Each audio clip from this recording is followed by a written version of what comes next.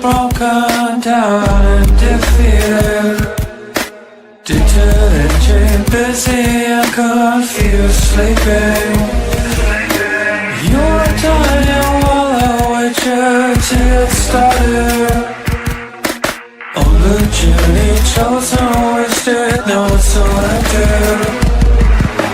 I was so bad, what happened? Fall out of the sky. Crush me in my smile. I was so bad, what happened? Fall out of the sky and crush me in my smile.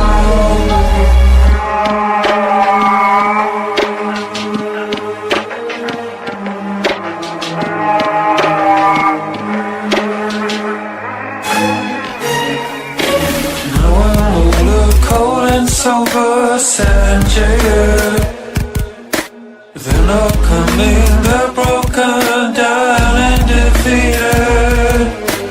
You are dying while I wait you to get started. You are dying while I wait you to get started.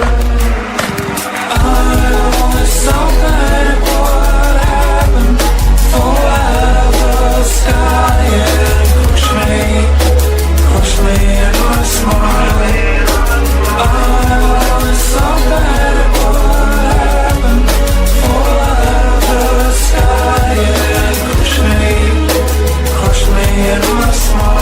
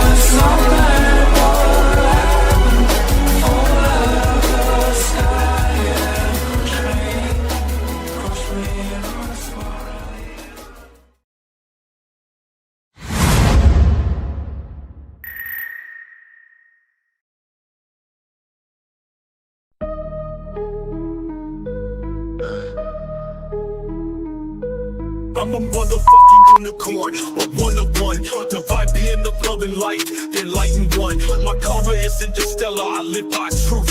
Fighting evil, my scars are living proof. Protecting you from the storms with all my might. Love me, I will treat you right. You ever cross me, it's the last thing you'll ever do. With my crown of thorns, I'll wreck you. I ain't playing your brain hard, call me insane. Too bad Chris, because Bigfoot knows my name. I'm a messenger of God, with loyalty I serve.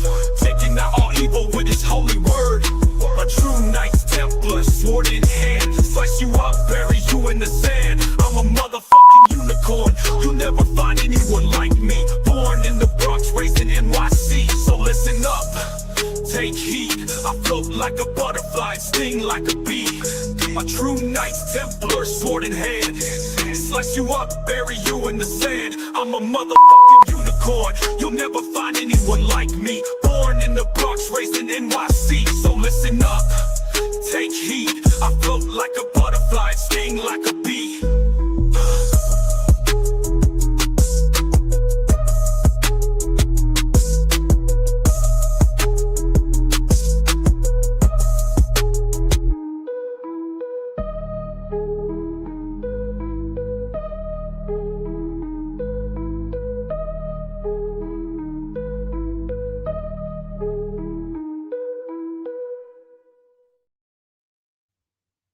Hello, everybody. Welcome to Third Eye Live for Wednesday, May 6th, 2026. Hope you guys had a great Cinco de Mayo or a Squatch de Mayo, as I posted. It's great to have you here, everybody. I've been on a long little trip, and Michelle is our psychic medium, Brandenburg. Roll out the red carpet. Yeah, I'm going to roll it out. I'll trip over it, but I'll roll it out.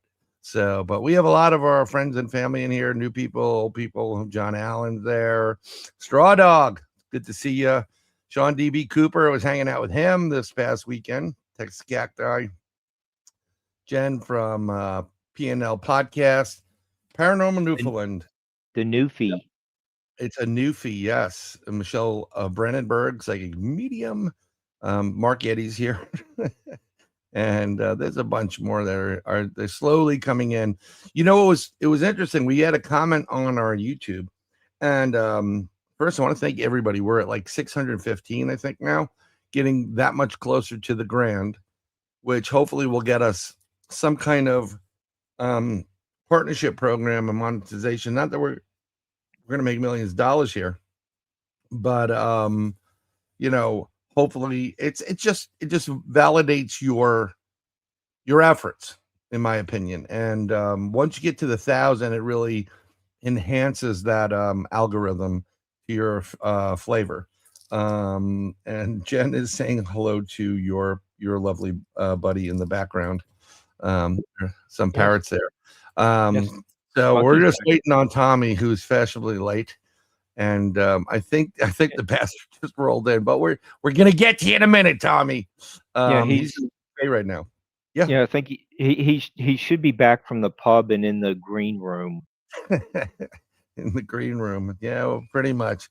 He's an interesting guy, but I wanted to thank. I don't know if this is gonna come in. No, it's not. Dirty Phil sent me this. It's an original Shag Harbor Dirty Filth, and he sent it to me just the other day. I came home from my trip. I was in Missouri, and that was fun being in that was fun. If you've ever, I don't know if any of you've had it, but my experience I've driven through about 5 or 6 tornadoes, literally driven through them and in them. And well, Monday, when I was there, I contacted someone who I came also to see, and we are going to hang out anyhow the weekend. But I was in Brandy's neck of the woods from Blondes and Booze. By the way, I'm just going to say it. Brandy does paranormal show and tell on Wednesdays, same time, same bat channel. I'm begging you, go subscribe to Blondes and Booze, not only because they do great content when they're doing the Blondes and Booze thing, but paranormal show and tell is Brandy, Randy, and Donnie Cho. And the dynamic is out of this world. They do a great job. It is hysterical and interesting. I was just telling Brandy, you know, I just love the way, super smart, super intelligent, and I like the way her take on things, which is she pulls stuff out that most people don't see, and that's a true investigator, and she's just freaking awesome. And so does Randy and Donnie Cho. I was Brian Cho last Wednesday. I was on the show because we did that earlier show with John Iden, which I thought was fantastic, from the Yardbirds. Yeah. But Monday I went to dinner with Brandy, and then she got back, and we kind of hey, you know, maybe tomorrow, because she was going to show me around places that to you know, look at, you know, Island of Misfits. That is correct, Jen. And you know, I was watching the weather, and if you haven't subscribed to Ryan Hall for weather, those people over by Ryan Hall, he does a fantastic, phenomenal job with meteorological events like these storms, and his whole team, you know, they're all over the place. But it was coming our way. And when you hear, there's two things. When the storm chasers are in your town, it's not a good thing. It's actually a really bad thing, because they know the storm's going to go there. and they were there gassing up. But we had the sirens go off and everybody retreated down to the lowest floor, which in the hotel was the ground level, right by the pool. And it's a long hallway that ends with glass on the door, or you get to the elevators, you make right to the elevator, and there's a little elevator area with the door going out to some stairs. Problem with tornadoes is the vortex is so strong it can suck you out. Mm-hmm. So it wasn't a great area, but I was downstairs with 3 pastors and they're talking, where do you pastor? Where do you do this? And all that stuff. And I'm an ordained minister, by the way. So I've done some things with that.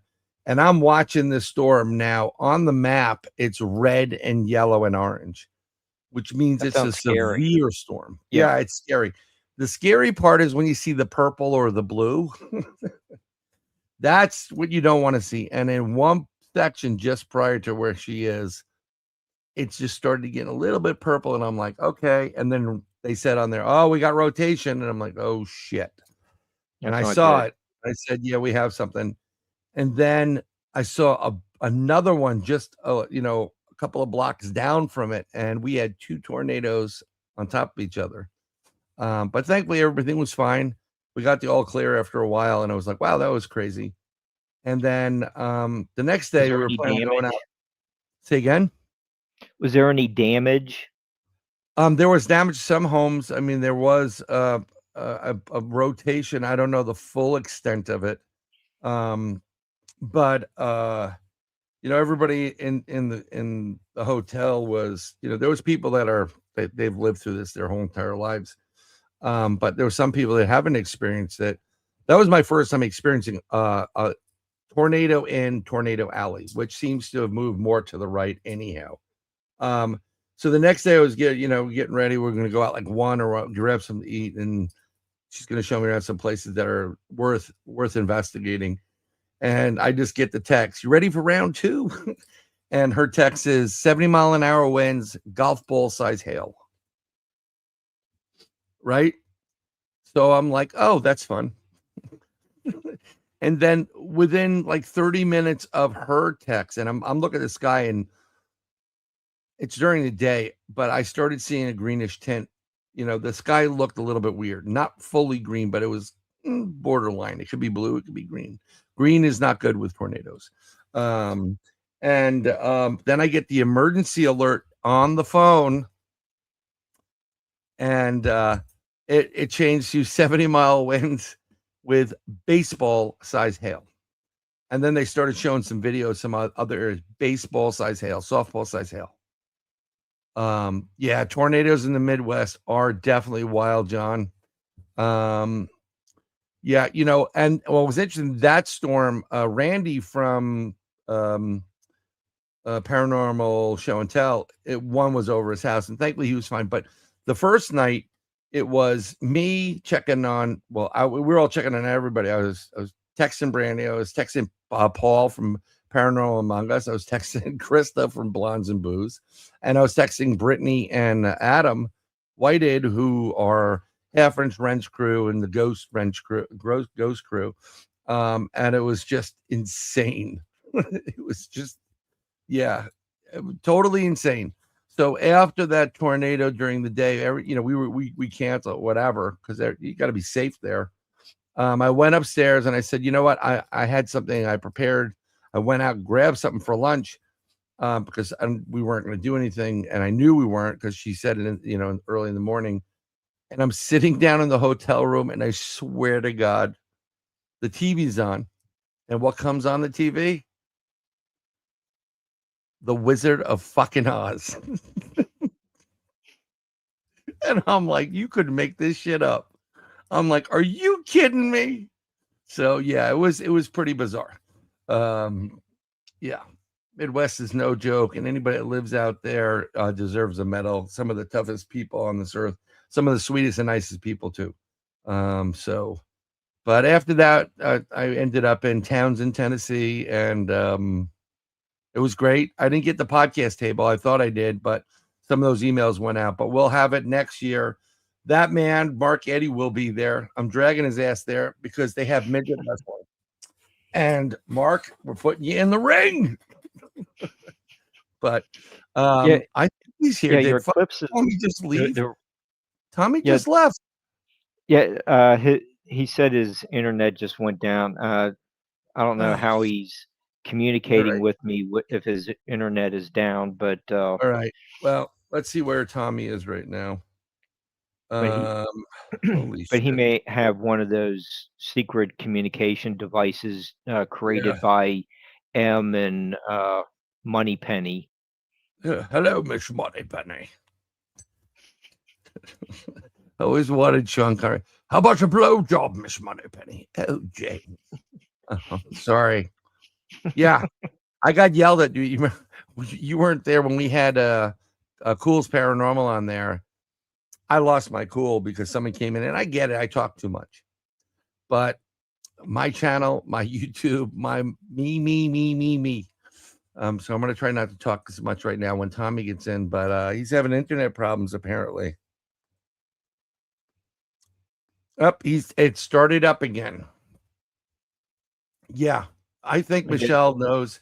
I would put 50 drachma on Mark Eddy. So hey, party on, Wayne. We're gonna try to get Wayne's band. They're doing a new tour, back to the Viagra tour. Are you whatever? The Insure tour. Woo! Party on. And I saw a little bit snippets of them practicing, and it's really, really cool. So welcome. I didn't Yeah, mean to do that your way. yeah, we have a bunch of music shows coming up, so it does. Next week is going to be great, right? Go ahead, Mark. Yeah, that's with Boone. Boone. Band Otis. And Boone, I mean, I saw him on the Beardos when he was there. Mm-hmm. And he played a little bit, so hopefully he's going to be playing some stuff. He's an amazing guitar player, great singer. He's very talented playing slide. Slide guitar is amazing, and he plays the Big House, the Allman Brothers place, which I was in Macon, Georgia on the drive back, and I said, I'm going to stop at the Allman Brothers place. So I stopped at the Big House. It was closed. But it was interesting. I mean, it was the Townsend Bigfoot, the Smoky Mountain Bigfoot Festival. It's not the conference. The conference is, I believe, in Gatlinburg, coming up the end of the month of July. I will probably be on my plans to be at Gettysburg at the Battlefield Bash there. So maybe Mark Eddy will come by and make his presence known, which would be great. Yeah. So Gettysburg is always an interesting town. Yeah, Yes, sir. That sounds a little bit more doable. That is more doable. I mean, I'd like to go to Gatlinburg, but who knows? Part of your fan club's here from down under. Benno from Oz. Bloody good. You should go down there. We're gonna send Mark down to you, Benno, and just put him up for a little bit and introduce him to the Yahweh. You need to be introduced to the Yahweh. I think that would be great. Getting him to oh, cool. Hey, John Allen. Sorry, Tommy is trying to get back on. Yes, I'm putting stuff on Mark. Yeah. Maybe King Charles is having to be woken up at 2:00 in the morning to pull the starting string on the internet to get it working across England. I don't know. I mean, maybe Tommy said things he shouldn't have. Yeah, Could be. Yep, here you go. Here's a little background for you. Always in Australia, East Coast, near the border of New South Wales and Queensland. Yeah, I think Australia would be fun to go to. Oh yeah, that would. The accent kills me. I used to like it, and then it gets a little bit, it always sounds like they're asking a question. Dad, or reckon, it's like, what the fuck? My kids like to watch some surfer weird show that's everybody's Australian. I forgot the name of it.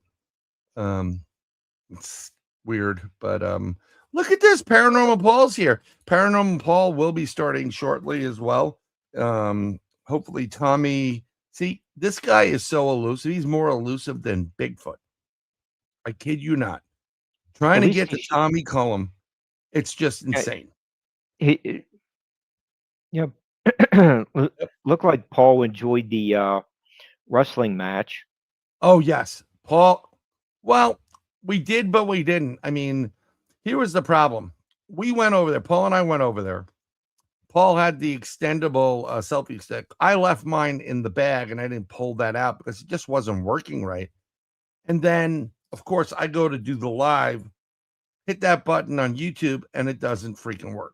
So I can't even do a live stream because it's not working. So I think he's back. I don't know. Has he checked his Third Eye Live message? Thank God he just like went out before he came in. He's seen it, but yeah, but if his internet is down, I don't know how he can see the message. I'm going to tell him you can use your smartphone.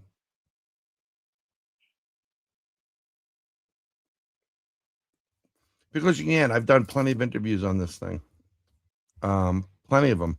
Right. Oh.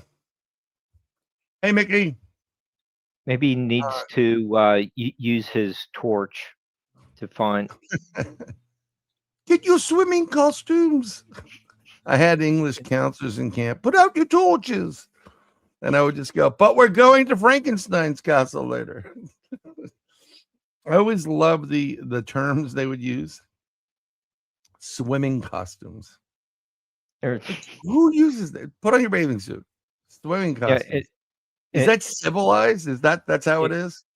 Yeah, you can put on your swimming costume and take the lift down to the 4th floor. Yeah. And or if you're smoking, hey, you got an extra fag. No, I don't have an extra fag. I don't even hang out with them. Don't ask, don't tell. But then walk down the quay to swim. It's not even English. It came from them. Yeah. Durex. I got that. I was in 18. I'm staying in Knightsbridge in London at a hostel, private hostel. I spent almost a year in the UK. That's this really cool girl. And that was just great. She was awesome. But she was Irish. Oh, there he is. Let's get this jackass into the damn thing. Here he comes.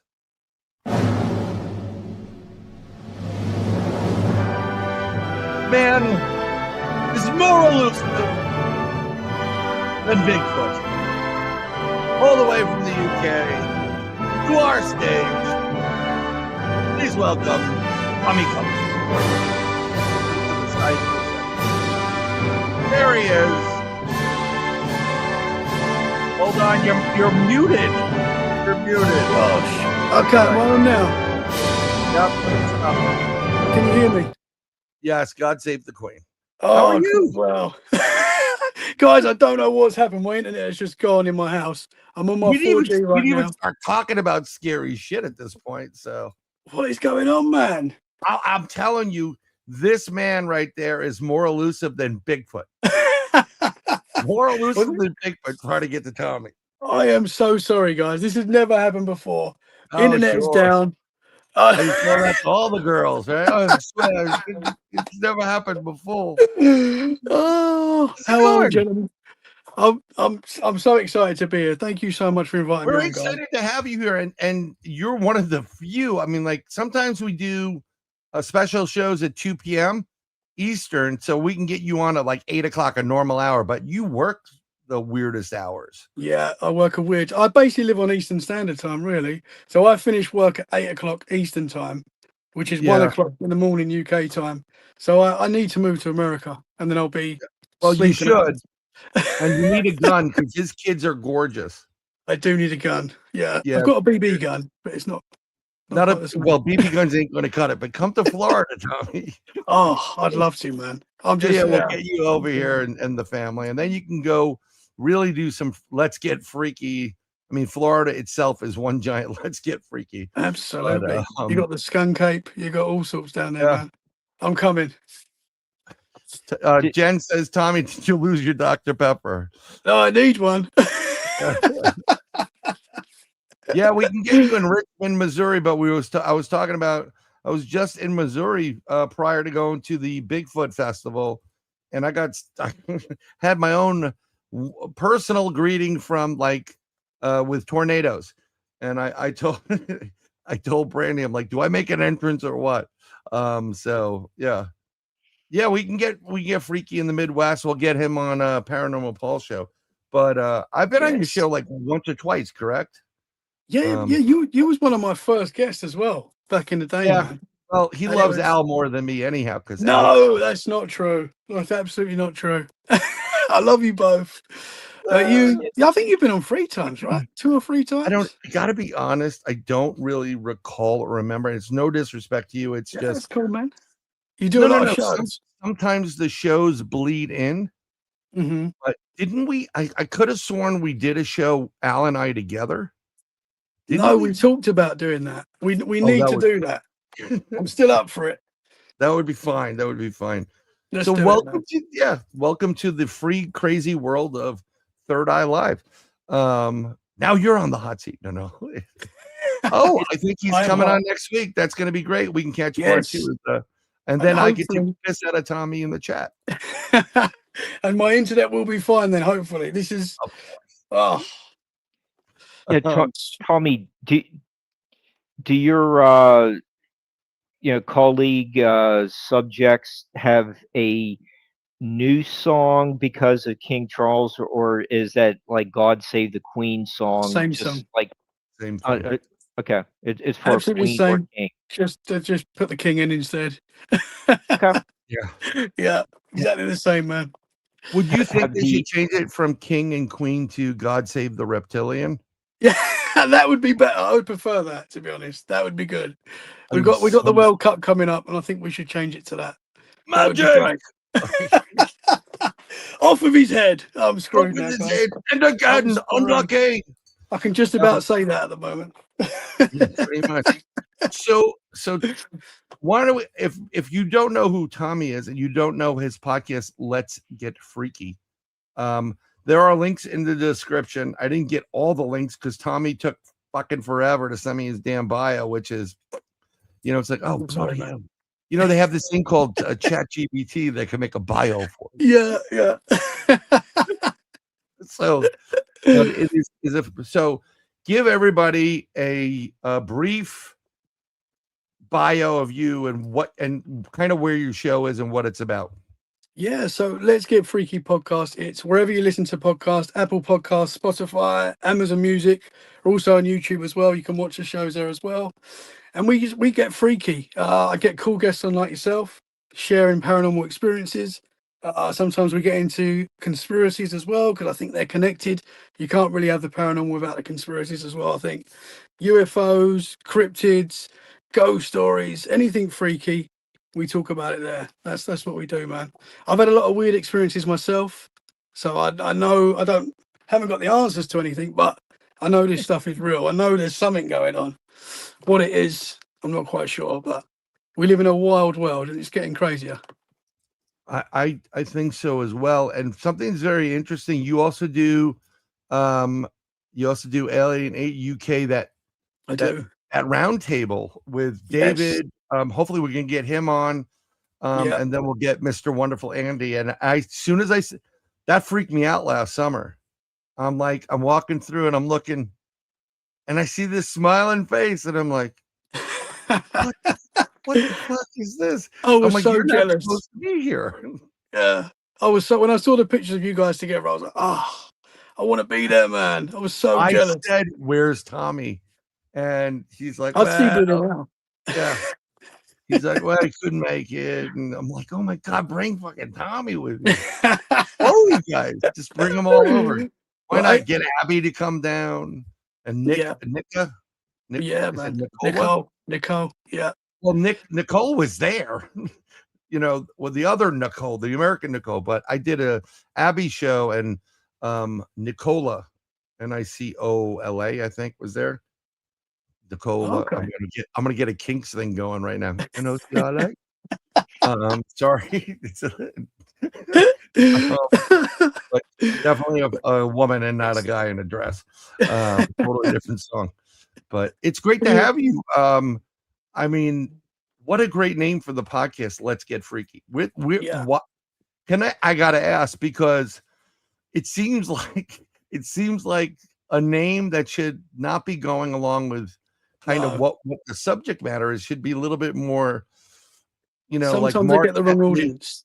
Yeah, like Mark was talking about, I'm cutting the grass before I have to raise my pimp hand. And I'm like, that's what Let's Get Freaky should be about. Yeah. The name just kind of come out when I had the idea to do a podcast. That was like the first name, and I just ran with it, and I really didn't think it through. But it's sort of too late now.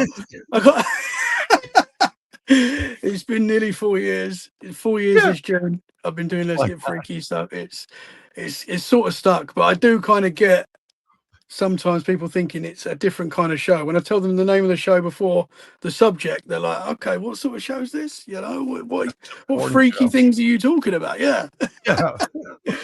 So after the paranormal, maybe we could do a porno. No, I mean, like, I just can't wait for the Let's Get Freaky TV series. BBC 2. Which is really funny, because in the BBC, you can go naked, mostly, which is really bizarre. But so before we started, Mark has presented us with some things, and was going to lay down on your expertise of the paranormal. So I'm going to go through a little things that were presented here. Are you ready, Mark? Yeah. These are some shots I just took out back over the weekend. Oh, it's going to be good. Okay, here we go. Here's image number 1. We're going to throw up. Yeah, it's a woolly mammoth and a saber-toothed tiger standing outside the back door. And they're hanging out together? Yeah, you get those commingling of species. Commingling of species. Woolly mammoth and saber-toothed tiger. You got them both together as well. Yeah. Are you doing scissor again? And cough syrup and liquor? No. No. I usually drink water.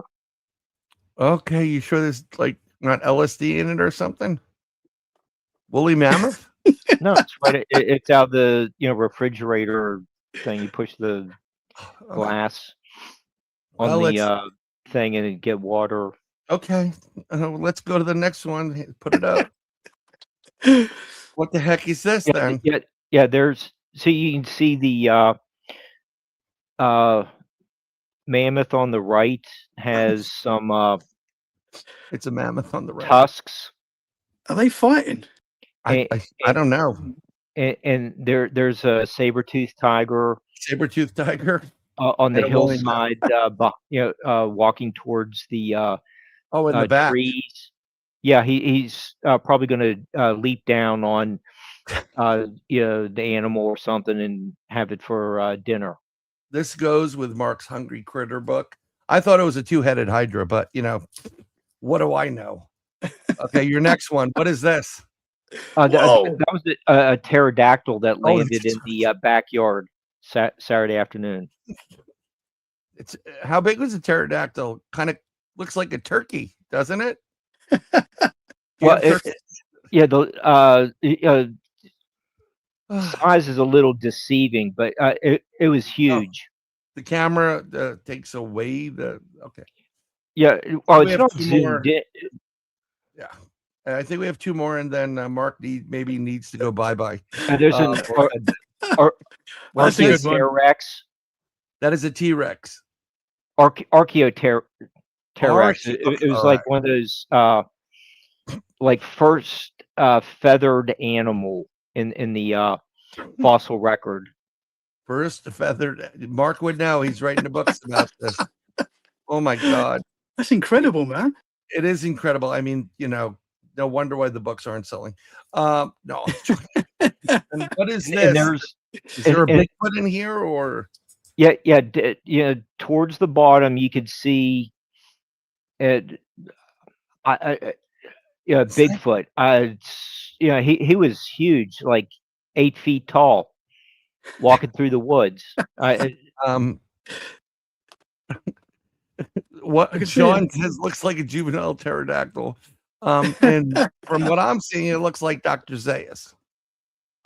No, it was a Bigfoot. Oh, okay. He pushed over some of those trees. Yep. Tommy, I can see it. Seen evidence like this before in your life? Never this good. I've got to be honest. I would be careful where you put this, because they're going to get their hands on this. You might go missing. This is dangerous. Yeah. I mean, this is stuff that it isn't fake, like the doctor's photo of Nessie. This is real This critters. is real stuff. Yeah, real critters in your backyard. Yeah, I mean, you must have a portal back there. Yeah, they like the Ice Age has been over for 10,000 years, and all of a sudden, these animals just showed up over the weekend. Oh, Mark. It's so incredible. My internet's come back on. I can actually join you properly now, guys. Oh, sure. Well, come in first. Don't shut down just yet, because who knows what else Mark's going to present tonight. And we'll keep. I need someone else with some sanity in here. Here we go. Oh, there he is. There's Tommy. Both on stage. I'm going to remove the other one. Cool. Oh, that's better, guys. I can actually see you guys now. Oh, wow. Well, don't worry about it. You missed the pterodactyl and the. No, I saw that. That was incredible. Yeah, that is pretty incredible. That's just pure proof now, guys. We don't need to. Exactly. We're solved. Mystery solved, everybody. That's the answers to everything. Yes. I mean, especially the Dr. Zaius doll in the background. I'm actually impressed, Mark, that you actually have a Dr. Zaius doll, a Planet of the Apes doll. That is a prized possession. If you grew up with the Planet of the Apes, that's like my brother had all those. I did, but it was not Cornelius or Dr. Zaius. It was really Bigfoot. It was really big. That was legit. Okay. Just due to the little bit of blurriness in the photo, it might resemble Dr. Zaius. Pterodactyls right there. Yep. Dr. Zaius, would an ape make a doll that talks? Let's go back to our guest. Let's get freaky. What made you say, hey, I want to put a podcast out about this? What was that moment? Or have you been having stuff in your life, feel like you've seen ghosts, whatever happened, to say, you know what, I want to talk about this and I want to go podcast. So what was it? I've always been fascinated by these subjects, all aspects of the supernatural, high strangeness. I've always been really fascinated by it. I've always had experiences myself as well. It's really weird, because before I started Let's Get Freaky, and a few years before I started even thinking about doing a podcast, I used to think to myself, like, I love these topics, really like looking into these topics, but I shouldn't, because I'm inviting this stuff in, and I always had this like, I really shouldn't go there, but I started listening to podcasts and I'm like, this is fascinating. And, so many people have these experiences, this is actually quite common. These paranormal experiences, most people have these kind of experiences, and the more you listen, the more you learn. And I just get fascinated by talking to people and hearing people's stories, and I started the podcast and that's it. There's no going back now. And I just love it, man. I love it. And I can't get enough. I can't get enough of hearing these experiences. And Right. I mean, whose show did you who were you listening to previously before you said, yeah, that's what I saw? Or so there was a few, but Sasquatch Chronicles was a big one for me because I love Bigfoot. That was a topic that blew my mind, fascinated me. So listening to shows like that, Tony Merkel, The Confessionals, Paranormal Portals, another great show that I used to love and still do. You know, I still listen to all these shows. So there was a few that inspired me, to be honest. And I just thought, you know, I'd love to do this myself. Did you ever listen to what's his name, Paul Sinclair stuff? And yes, Paul Sinclair. Yeah. I've not had him on the show yet. I've talked to him before. Hopefully one day I'll get him on because he's not far from me. He's very close. Yeah. So. Well, if they let me into the UK again, you're coming, man. Oh, I'm definitely coming. I gotta go see Paul. He's like a family to me. Him and Mary and of course Bob Brown, who lives upstairs. I got to see him. Mm-hmm. I love. If you haven't seen Paul Sinclair or you don't know who he is, I'm telling you to go check him out. He's awesome, man. Awesome. One of my top, in all seriousness, when I used to do presentations on UFOs and strange phenomenon and cryptids, he was in the top 5. I only put 5 people up, and he was one of them. He's really, really great, and he's a great artist too. He does some paintings, but I love when he messes around with Bob in the field. Yeah, scares the shit out of Bob. You know. So what was your experience? Like, what happened in your life that you were like, oh, I had this? Was it a ghost experience? Did you have a cryptid experience? So I've experienced a lot of strange stuff, but I grew up in a haunted house. That was like the start, if you like. I still am very scared of the dark, to be honest. You know, I still don't like being in the dark now. If my wife's away, I've got a light on or I've got the TV on, you know, I can't be in the dark now. And I've always been like that since I was a kid. We grew up in a haunted house. You know, as I say, there was a lot of weird stuff that used to happen. You know, you'd hear someone walking around at night when everyone was in bed, you know, the classic haunting stuff. But there was one experience that like really stands out that kind of, for me, from that moment, this stuff became undeniable. You know, this stuff is real. You know, ghosts are real, monsters are real. So me and my brother shared a room and we had bunk beds and I was on the top bunk. And as I say, if I woke up during the night as a kid, I would be scared anyway if I was in the dark, and I would just get in bed with my mum and dad every night, you know, at 10 years old. And they kind of had enough of this and they were trying to sort of stop me from doing this. But I was always so scared. I always felt like there was something in my room. Always felt like something was watching me. You know, there was just a weird vibe in that house. You know, we all said it. My whole family said it. But there was one particular night where I woke up, and I've kind of woke up during the night and I could see the street lights coming in to the bedroom. So I could kind of see the layout of the room. And I've kind of looked in the corner of my room and there's this man just sitting there at our desk in our room, full-bodied man. And I was terrified, you know, straight away. I've screamed for my mum. I couldn't even get out of the bed. I was so scared, you know, I was just terrified. There was a man. I wasn't even thinking ghost or anything. There was just a man in my room. And this guy looked like, you know, when I describe him, he looked like William Shakespeare. I'm not saying he was William Shakespeare, but that's the kind of look this guy had. So that time? Yeah, he had like long brown hair, he had like a little beard. He was wearing this like old brown suit and big brown boots, you know. He just fit. When I see pictures of William Shakespeare, that's kind of takes me to this guy. I'm not saying it was William Shakespeare. It might have been, but I don't know. But I was terrified. You know, this guy was just sitting there and he didn't move, but he was as solid as we are right now. And he kind of was at my desk and he had his head in his fist. He's kind of looking in my direction, but he didn't seem to acknowledge me. You know, I was screaming and shouting. My mum's come running in and this dude is still sitting there. He didn't move. He didn't blink as far as I'm aware, but he was there. He was solid. You know, I was seeing him. Did your mom see him? My mum couldn't see him. So she was trying to calm me down. She went over to the corner of the room where he was. And I don't know if she's gone through him or anything like that, but she's come back to me and she's gone, there's no one there. You need to calm down. She's got a bit angry with me, like, because I was a problem kid. You know, I used to get up during the night and I wasn't a bad kid. That's wrong. But I used to get up during the night and get in bed with my mum and dad. That was like the bad thing that I did. And they'd had enough of it. And my mum's like, you're staying in your room. And she got a bit angry with me. And she still apologizes to this day for this, you know, but she made me stay in my room. And I just remember I was terrified. I went under my bed, I went under my sheets, and I just remember sweating. You know, I was so scared. You know, every time I looked, my mum went out the room. Every time I looked, this guy was there. He didn't move. Like, and he was solid. It wasn't like, you know, I wasn't dreaming or anything like this, because my mum remembers this to this day. She remembers this night because I was quite hysterical, but I had reason to be.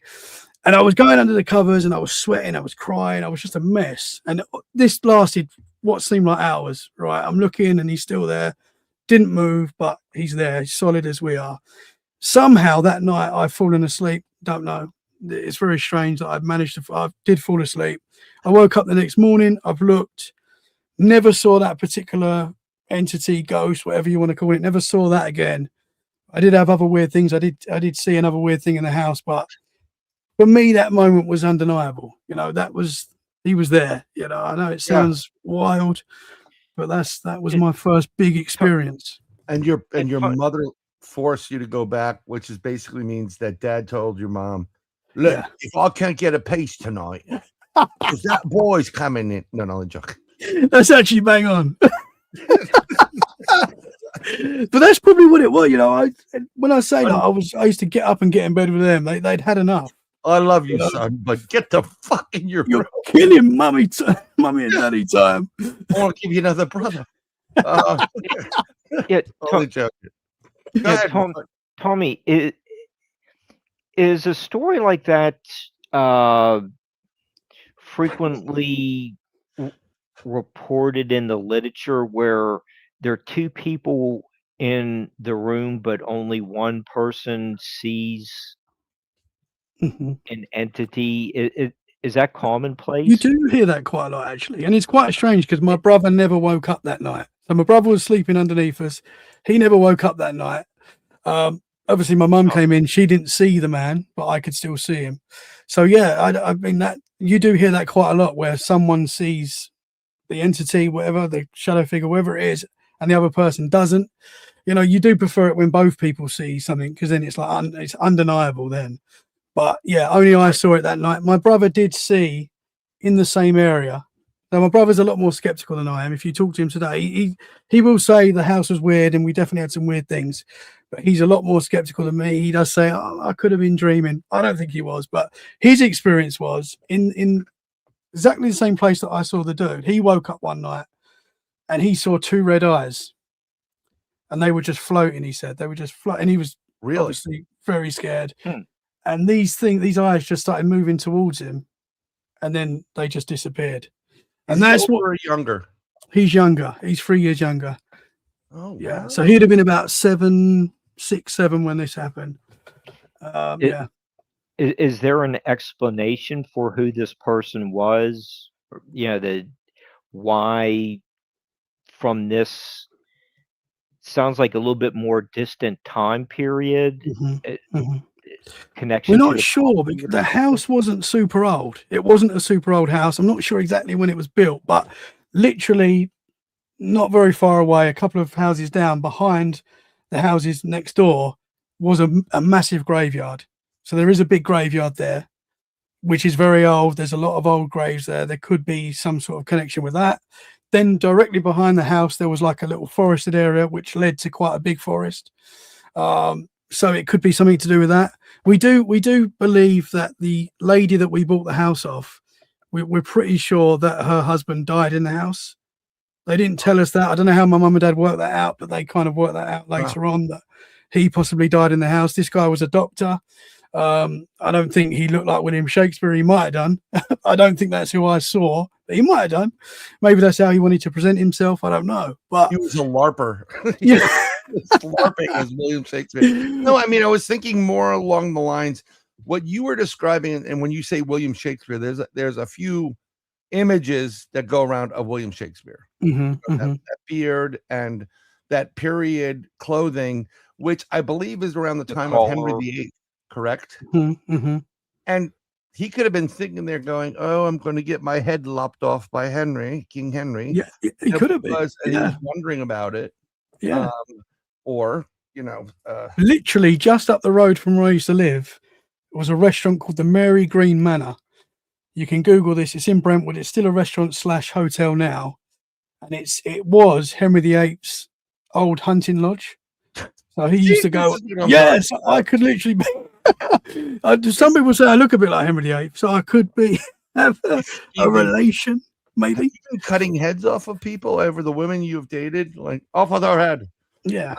If they, no. Well, we can't ask them. Well, they are dead now. And you also have the Nonsuch Palace, which was another Henry VIII hunting lodge. That Henry VIII was no joke, dude. I'm sure he had a few wives and heads like people go through underwear every day. Absolutely. Sean Cooper says, Tommy, was this the only apparition you've seen? I have seen other apparitions. I did actually see something else in that house as well, which was like another undeniable experience. Now this happened during the day, so this took place during the day, and I wasn't scared in this moment, right? So I was in my mum and dad's bedroom, and they had like mirrors in their room, and they had like, they do. They have a swing. They didn't want me going in their room at night, and they had mirrors. Swings and a mirror. It all makes, and the mirror was on the roof. It all makes sense. Come on. But I was in my mum and dad's room, right, and they had mirrors, and I was dancing in front of these mirrors, just being silly. I can't remember exactly what I was doing, but I was in their room playing, being silly, and I'm dancing away, and all of a sudden I see. I'm not sure if I see it in the mirror first, but I see in the corner of my eye this naked lady walk past me. All right, now we're talking. Hold on, folks. Blonde naked lady, and honestly, it's solid. This is solid, and it wasn't uncommon for my mum to walk around the house naked. Yeah, right? Well, parents do that all the time. That's a so it wasn't thing. They don't admit to it, but they do. Yeah, it wasn't weird for my mum to do that. So I've followed this naked lady who I think is my mum into her bathroom. Right, they had in their room, bathroom in the room as well. Yeah, it's all making sense now. And I've started talking to what I think is my mum. So I'm following this lady that I think is my mum to the bathroom, and mum started saying something, walked into the bathroom where I've just seen her walk in, right, and there was no one in there, and I just remember not being too scared, but I was just shocked. I was like, what? I've just seen my mum walk in it, I was just shocked. I was just like, were you when you walked in the bathroom looking? I think this was probably a little bit after I saw the man in my room. So you're about 12. The same. I was 12 when we left the house. Okay. So it was between that 10 and 12, that sort of age. I'd go into the bathroom too at that age. But I thought this was my mum. I'll be right back. So I've run downstairs, and my mum's fully clothed in the kitchen. And I said, Mum, did you just walk past me? And obviously she didn't. But, I just remember being so shocked by that. And that was another thing that I definitely saw. There was no denying it. No idea what it was. So that's, if I saw a naked blonde woman walking through my house, I'd just be very happy. It's probably the best kind of ghost, I guess. Oh my God, this is the best freaking haunting ever. I'm wondering what part of all of this interview tonight and the one that you're going to do with Paranormal Paul on Paranormal Among Us will make Paul's list. Paul's list. I've contributed way too much for that this past weekend, but but go ahead, Mark. Jump in. I was just gonna say, more of my naked women ghosts are like The Shining, coming out of the bathtub. That's. I just have more of like Tommy's experiences. That would be really, really great.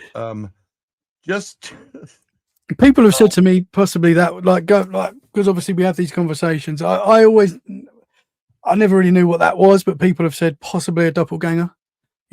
Something imitating my mum. Why she's naked, I don't know, but that was that's what some people have suggested.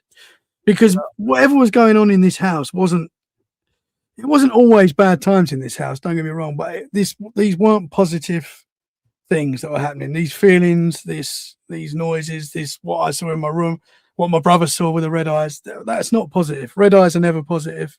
So I kind of leaned that this stuff was more negative, because when we left the house, I remember my dad at the time saying, "Oh, I'm glad we got out of there. There was something weird about that house. Something wasn't right." And we all felt it. Tommy was scared shitless and stopped him from getting a little piece. So I would buy a new house too. To buy a new house, yeah. No, it's interesting when the adults finally admit, and as an adult, well, you're an adult, you have kids now, and like you have to come off as, stronger, even though your wife's like, "It's all right, Daddy's gonna take us. Go to bed." And she goes to bed. "Listen, you pussy, get out of the damn car." Calling you out. Just for the record, I'm driving back from a Bigfoot conference. I went to this weekend, and Sasquatch Chronicles was there, by the way. Oh wow! Where's yeah. So Mark sends me this, and this is the first sentence of this is the first 2 sentences of his email to me.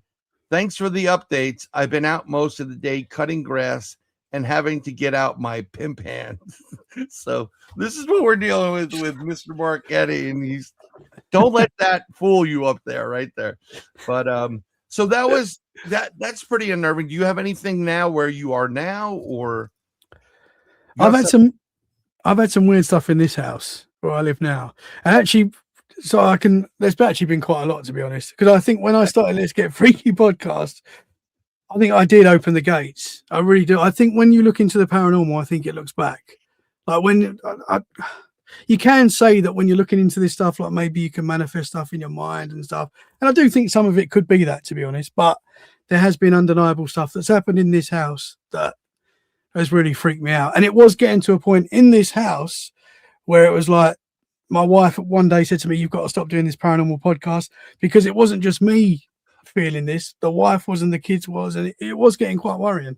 Now was it only after select guests that it came out, or did it almost start immediately?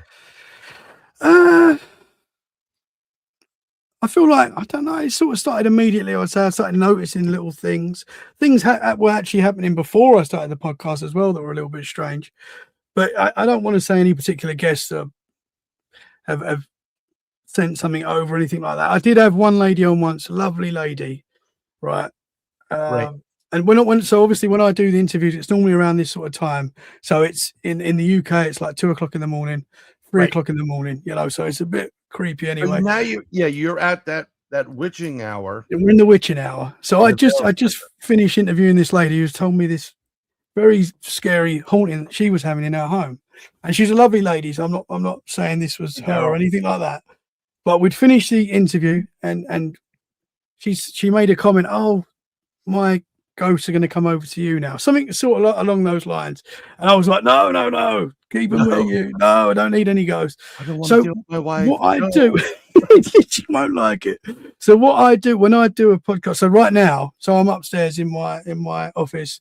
Downstairs, all the lights are on. So when I finish this, I can go downstairs and the lights are on, right? Because we're talking about scary stuff. So I just finished this interview, and I always leave the lights on, always, you know, without a doubt. I finished this interview, and this lady had just said this freaky thing to me, so I'm a little bit, went downstairs, all the lights are off. Now, okay, it could be my wife. She could have got up mid-interview and done it, and I've not heard, but she doesn't generally do that. But anyway, I've turned all the lights back on, and I turned the kitchen light back on. I walked into the front room, went back into the kitchen, the light was off again, and I was like, no, something's playing with me. I'm praying out loud. Please let it be your wife at this point. It wasn't a wife right now. Yeah. Told you not to mess with it. Yeah. So, do you burn sage? Are you allowed to burn anything? I don't know if you rent or own, and if you rent, sometimes they don't want you burning in the house. Whatever. Do you have sage? I don't do stuff like that. I know that works. That is good. For me, I pray. Like, that's how I sort of deal with this stuff, and that kind of works for me. And I think everyone's got their own way of dealing with this stuff. That's what I do. So I don't. Yeah, that's basically it. Yeah, well, if you get ghosts after our interview tonight, it's just going to be wise asses, Yeah, that's cool. It'll be like, I don't remember the movie. It was Steve Martin, Dirty Rotten Scoundrels, one of my favorite freaking scenes ever. That's a good one. Michael Caine is dancing, and Steve Martin's pretending to be a soldier that can't get out of a wheelchair. And Michael Caine, why don't you get up and dance? And then there's these two British soldiers behind him, and this is the line: "Oi, oi, get up and dance. Someone ought to smack 'em one." And I'm like, and that is all my friends in the UK. Yeah, that's it. They bit like that. But English ghosts. I spent almost a year over the UK. I was based out of London, pretty much the Knightsbridge area, which is pretty posh. Wow. Well, there was a private hostel. I didn't know. I just, went over there, and then we went to. I snuck over the ropes when we went to Stonehenge. We did a pub crawl the night before, and we got out like fourth pub in, and there was all this white smoke, and I'm like, "What the fuck? Is there a fire?" And like, someone goes, "No, man, this is the London fog," and I'm like, "This is crazy shit." It looked like billowing smoke, and of course, I'm going to Avon, Stonehenge, Bath.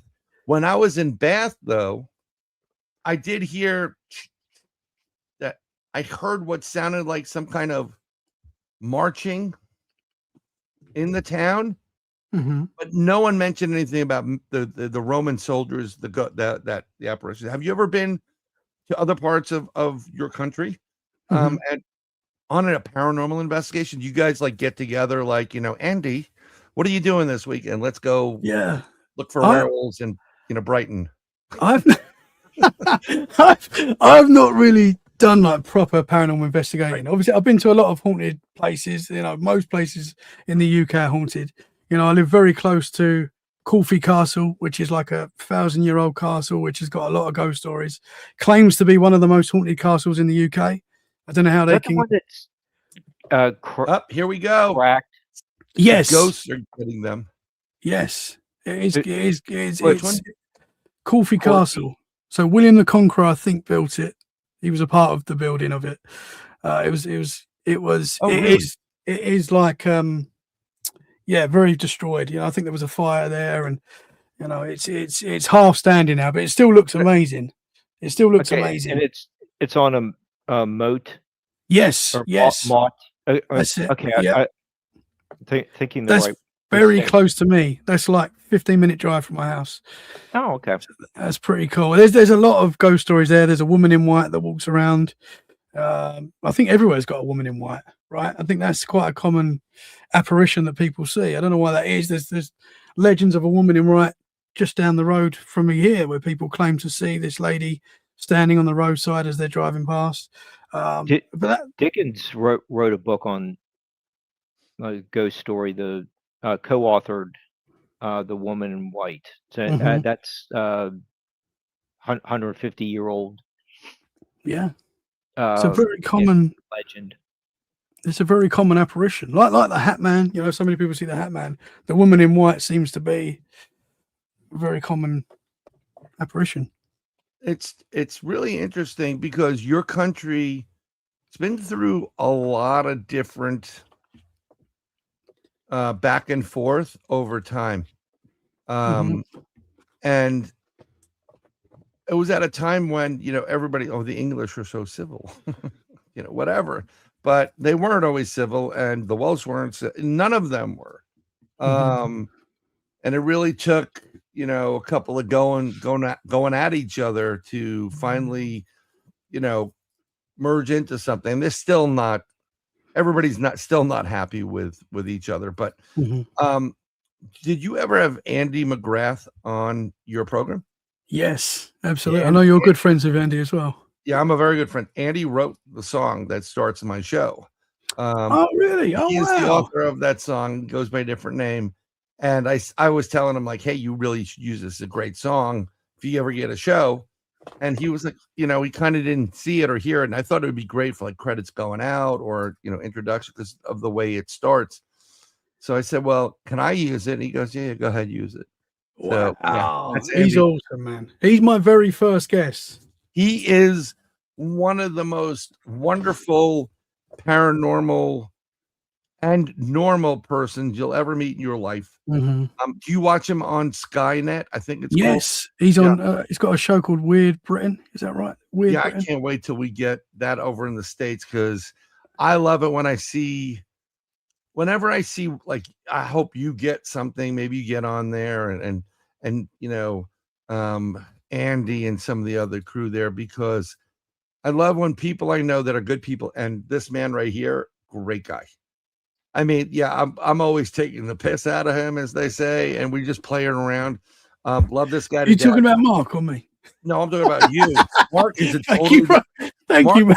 yeah, he looks like he goes to church, but he is an animal. He is an animal. Andy's great too. I just love the fact that you kind of created your own little network, which I love with you guys, and there's none of this back and forth BS. So I love the freaky podcast. Oh, thank you, brother. Okay, without mentioning, I don't want to get you in trouble, so I got to do this the right way. Were there guests that came on that scared the hell out of you, in all seriousness, or unnerved you enough? There's been a few. I can't lie. There's been a few. Can There you go was a little bit of why. Yeah, and I guess it's more how you feel in the moment, because I hear a lot of scary stories. Like, most of these stories are freaky, they are, a lot of them are, but I guess it's something to do with the mood you're feeling as well. Like, I was talking to the Orney brothers, who are two great guys. They are Sasquatch researchers. They're also paranormal investigators, and I've got some great YouTube videos out there of investigations, and they're based in Iowa. And they went to a thrift store, and the story is they bought this clown that they found in the thrift store, and they basically brought this clown home, and weird things started happening. And I don't really like clowns and stuff like that anyway, and haunted dolls. I don't know why people do that, but a lot of people, each to their own, but a lot of people like to buy haunted dolls. So they bought this haunted clown, which is probably even worse than a doll. It's a clown.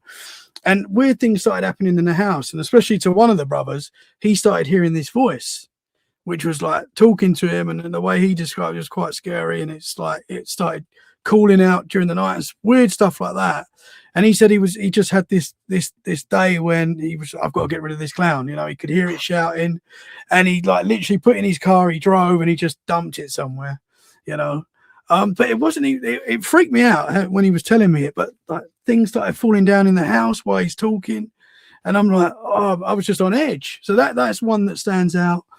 I had a girl called Emily on the show who was a great girl, and she's telling me all these paranormal experiences, and she was going for her experiences, and she had this encounter with this entity, and it's the way she described it, and she kind of acted it out as she was doing it as well, and it just scared the crap out of me. Basically, she was in her bed, and this entity came in a room, and it was like, I think like The Ring, them sort of films with you got the girl with the black hair. Yeah. She said it was kind of like that. Oh, it was God. kind of walking like a spider on its back, and it's the way she was describing it. It was freaking me out so much. And it said it got like parallel to her bed, and then this thing just kind of turned and looked at her, and it's the way she did it. I was like, oh man. So there's been a few. There's been a lot of scary ones. Most of them scare me. Yeah, whenever we get to a location and you hear a little girl, want to play a game? And I'm like, fuck out of here, Satan. You're like, no, it's never a little girl. I've got two of them. Well, one's older. It's not like that. And when my youngest was thank you. Fades, Oregon Bigfoot fades. Yes, I'm back from playing Jumanji in real life. I was in the Midwest. I was in a tornado. Two of them, or kind of, sort of. It was just crazy out there. But it's not a little girl. Mm-hmm. And what's really weird is on the other side, some of these spirits that are nasty or evil or whatever, they can take on the appearance of, oh, it's just a little girl, until they F you up. And no. Kid ghosts and like the black-eyed kids. I know what it is about, but black-eyed kid stories especially, they freak me out. They're terrifying. They're never good, obviously. Yeah, So, if you talk to David from Down the Rabbit Hole, yes, he always quotes me on Black legend. Eyed Kids and Shadow People, and he and we were talking. And it was just thanks to Jen putting us together as co-host of her New Year's Eve show. That was awesome. Jen's amazing. That was fun, and he goes, bro, I got to tell you, when I heard you talk about that, my mind went. So no, I don't mind visiting Oz, by the way. I will visit Australia. It just takes too fucking long to get there. And I got to be honest, I may just get stuck in Hawaii for like a couple of years. If you've ever been to Hawaii, it's beautiful there. But, excuse me, sir? Yes? Pterodactyl? I was just going to ask Tommy if there is one of these paranormal entities or cryptids that is more England or British centered that really isn't discussed in other countries or continents. Is there something specific just to England? I think we have the same kind of things, but sometimes they're different names, I would say. So like in where I am in Dorset, you've got Devon right next door, and they use the term pixies quite a lot in Cornwall and Devon. Pixies, you've probably heard that term, and they're like basically like little people. It's the same kind of entities, trickster type entities. So you got that. I'm trying to think if there's anything else. It's just the names really that are different. That's what I find so interesting about Bigfoot, Dogman. That people are seeing the same stuff all over the world, but they might just give it a different name. Bigfoot has been in like in British culture, like in history. If you go back, there's the Woodwows, the Woodmen, the Green Man. These are all possibly Bigfoot. These are just basically describing the same sort of thing. So that's what always blows my mind. The term Bigfoot is not really that old, but these creatures have been described and given names for hundreds and hundreds of years in the UK, obviously in the US and everywhere. That's so. But they're also depicted on the churches as what gargoyles or something. So, absolutely. I think that that's topics like that are becoming of interest to me. Are the artistic renderings of these animals really something that the artist saw? Yeah, it's possible, or these stories that are passed down. Maybe they're just depicting the stories that they've heard over the years. Maybe. Right. Yeah, but if you're depicting so you kind of can describe something and make it something up, but the consistency between what people have put up throughout the UK of some of these creatures as gargoyles and whatever is the same image or imagery or creature that the Asians have, that the Nordics have. And at the time when cultures weren't like, there's no cars, there's no transportation, supposedly. So how the hell is this, going from point A to point B? Yes. Yeah. Are there maps, old maps? Sure. But unless that creature was there, how did you know that it looked exactly like the same creature that is, what people depicted? Actually, we were talking about, Oz, some of the Yahweh down there. Or I was, Green Man, you brought up a really great point about the Green Man too, that no one connects the dot with that one too. Yeah. It's like these things are described the same in every culture. There's just a different name. That's all over the world, and that's what fascinates me as well. It's like, for example, in Cornwall, which is not far from me, you've got an owl man legend. You know, people used to Who? saw the Owl Man. Have you heard of Who? that? I see what you did there. I like it. Thank you. Boom. I had but basically, an owl man. I'm like, oh, that's so wow. good, man. That is quick. Yes. When you look at the Owlman, people describe the Owlman, seeing the Owlman, that is exactly the same as a Mothman. You know, it's exactly the same look. Basically, you see it's described. It's the same, pretty much the same thing. Can So I are ask they you- the same? Now, is the owl man sightings throughout time, or is it more prevalent after the Industrial Revolution? I'm not There's a too reason sure. for that. Yeah, I'm not too sure to be. I know owls, you know, like in the US and in the UK, big owls, you know, owls that are like abnormally big, Yeah. are seen all over and are often contribute to paranormal activity as well. Often aliens and stuff like that, they get put in the same category. I've talked to people that in Cornwall as well, where the Owl Man was seen, that have. I had Mark Wyatt on the show. I don't know if you know Mark Wyatt, really I cool know. guy, Yeah. awesome dude. And he was driving. He had a very weird night where he had missing time and all sorts of things going on, and he had to pick his son up from an event. Right. And he was driving through the Cornish roads, and there's a lot of like narrow roads in the UK which shouldn't be, two cars should not be able to drive on at the same time, but they're there. In Cornwall especially, there are some really, really narrow roads that, Yes. you know, you're driving down these roads and it's scary, you know. He was going down these country roads late at night, and he came across like a 6 foot tall owl just standing in the middle of the road. Wow. Now, these shouldn't be, obviously, we don't have 6 foot tall owls that we know of No. in the UK. And he said this thing like looked at him. He got obviously a very strange feeling from this thing, and then it flew at the car and flew off. And he was like, and he had other weird stuff happen that night. He had missing time and all sorts. Right. So yeah, people are seeing these things, man. And there's so many accounts of giant owls, and It's super interesting because you brought up owls, which I was. So usually owls are associated with extraterrestrial alien events, Mhm. and it's almost as if they put that information into someone after an event.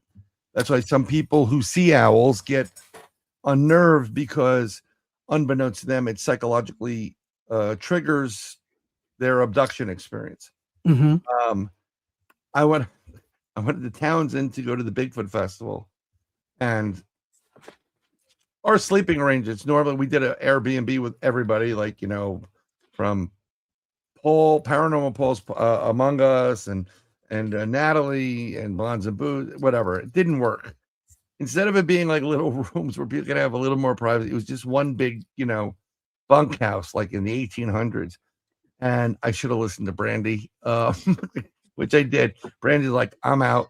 So I followed. I'm out too. You know, I don't need to sleep with everybody. So we got another, you know, she got her room. I got another hotel, like in the same hotel. Really nice place, by the way. And when I walked in the place and I'm in my room, as soon as you walk in, you go, oh, this is nice. It's lovely, whatever. And then when I actually got a moment to stay there, on the furthest wall, like facing my bed, is a giant owl picture. And I was like, oh, isn't that interesting? Mhm. Mhm. Yeah. So you mentioned the Owl Man, and the reason why I asked you about the Industrial Revolution, I have a theory that, and it's the same thing I was talking about. Well, I mentioned prior where David heard it from down the rabbit hole. I think that these black-eyed kids, the Mothman, Owl Man, whatever it was, shadow people, the Hat Man, and flying humanoids, I think that they all come from an interdimensional area, and they kind of get in here through some kind of gigantic release of energy, Mhm.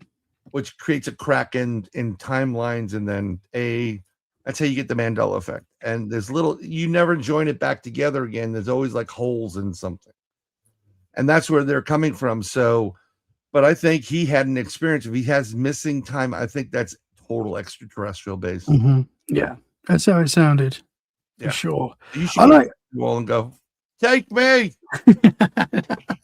I liked your theory when you was on Let's Get Freaky. You were saying about the Monsters Inc. You know, that film of the Monsters Inc. I know that's a kids' film, but that's kind of like what it seems sometimes these hat men, shadow figures are doing. They're like collecting our.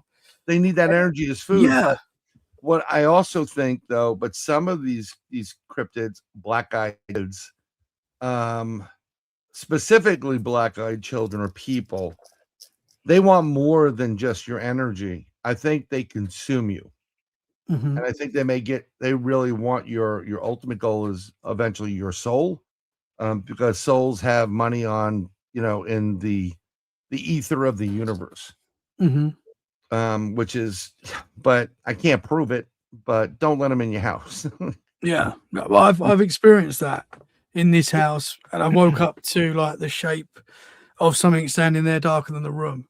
That's terrifying, man. It's terrifying. So you're already, because you have a problem in the dark, you're unnerved. But I mean, when I saw it the first time in my apartment, I literally went right at it and went, Yeah. and Well, then yeah, it was crazy. Go ahead. Sorry. No, sorry, man. No, Judy's saying black-eyed kids are freaky. They are freaky. Yeah, they should scare the crap out of you. They're not good. Tommy, since you live in Dorset, you're not too far from you buttress Wiltshire. Yes, very close. Yeah.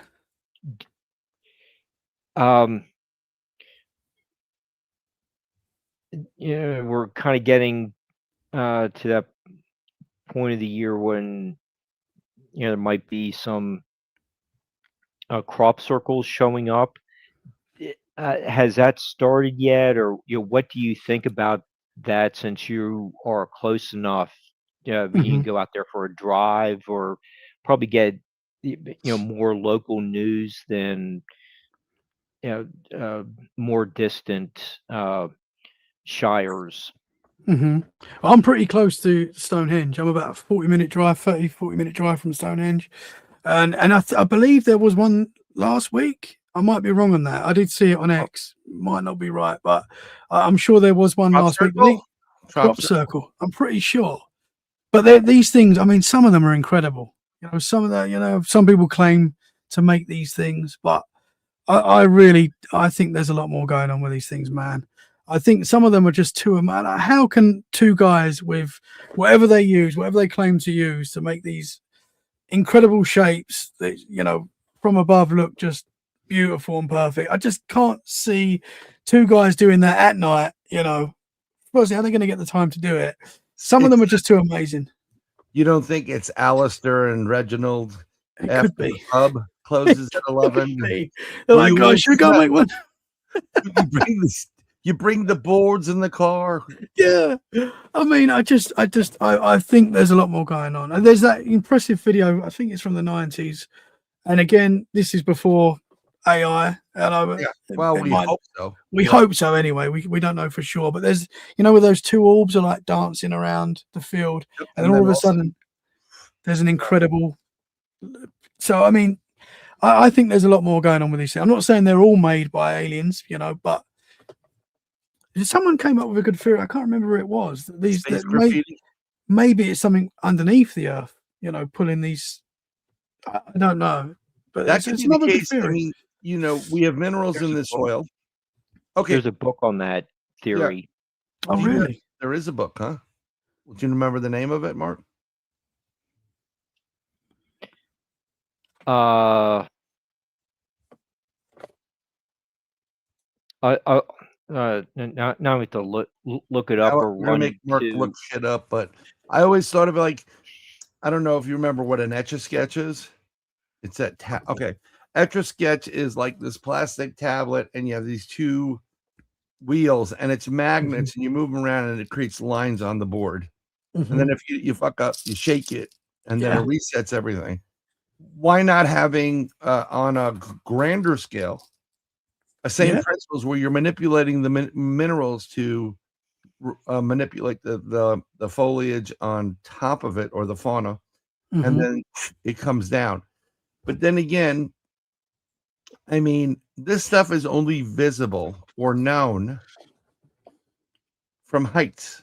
So something that is doing this clearly can see it. So I would either they're floating up above everybody, like physically, like here I am and I'm manipulating it, or they're probably in craft. Mm-hmm.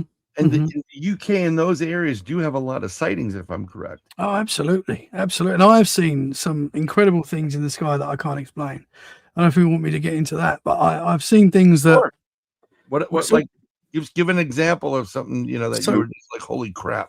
When I was 14, me and my brother, we used to play football in the street every single day with our friends. And it was a beautiful summer's day. And it was, we were just playing football like we did every day. And I can't remember if it was me or my brother or one of our friends we stopped us and said, "What is that in the sky?" Right? And we've all looked, and there was this. It's going to sound wild, but this is exactly what it was. It was like if you took a futuristic-looking building, like one you see in Dubai, like pick one of those buildings up, plop it in the sky, and just let it float. That is what we saw. And I know that sounds wild. But we're looking at this thing and we're like, what the heck is that? Is it a plane? Is it a balloon? We're going through all what it could be. Is it a blimp? You know, it wasn't any of these things. We were just like, what the heck is it? And it was like orange and silver. And you could see like these weird, it was like a weird shape. As I remember this more, like I feel like I'm adding things to it. I feel like I'm adding windows and stuff. I don't remember there being windows or anything like that, but I can imagine there being windows on this thing. It was so strange, man. But we're all looking at it for like 10 minutes, whatever it was, and then we just started playing football again. It really bugs me. We didn't watch it to see it fly off. You know, we didn't see it disappear. Yeah, we were kids, yeah. But I did have a cell phone at the time, but it was like a Nokia brick that you weren't taking pictures with, so there was no pictures. We just, it wasn't one. Yeah, we just started playing football again. And the weird thing is, and this is where it gets weirder for me, because me and my brother never really talked about that. Even though it was quite an amazing thing to see.